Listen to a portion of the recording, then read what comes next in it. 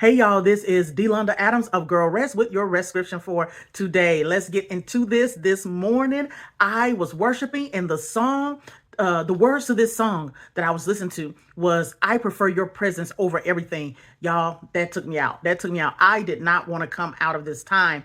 And it made me think about David in Psalm 27:4, when David says, one thing I have desire of the Lord, that I will seek, that I may dwell in the house of the Lord all the days of my life, to behold the beauty of the Lord and to inquire in his temple. Now look here. We know that David was on the struggle bus a lot of times. He was running from his enemy. He was in the woe area, y'all, but he always was taking these things to the Lord. And what I want to focus on today is that the one thing David was saying, that the one thing that he will seek was that he may dwell in the house of the Lord. Now, back then, the house of the Lord was in the tabernacle. The tabernacle housed the Ark of the Covenant. The Ark of the Covenant represented the presence of God. So here, David is plainly saying that what he is seeking is to dwell in the presence of God. And I want to ask you today, are you making it your number one ambition in life to dwell in the presence of God?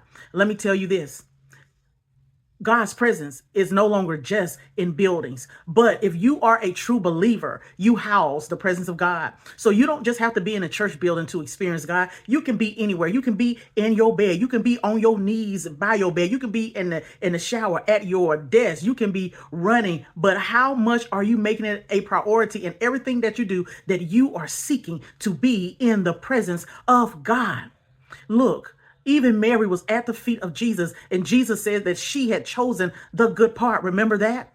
And so we want to make it our life ambition to be in God's presence, not to be doing a whole bunch of other things, not to make our focus about these earthly things, but making our focus about dwelling in God's presence. You see, David knew that in God's presence, that he was away from his enemies, that he was away from the chaos, that he was away from wickedness. He felt like that in God's presence, there was no unrest, but there was rest for his soul. Amen. So I want you today to think about, how much are you striving to get in God's presence? Don't strive for the things of this world. Don't strive for things that are just about self-seeking and about, just selfish things, but make it your life ambition to dwell in God's house.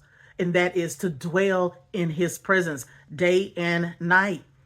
And so I'm going to be talking about some of these lines throughout the month of October, because I want us to be passionate about wanting to be in the presence of God so that we can experience true rest. So I will see you next time. Bye-bye.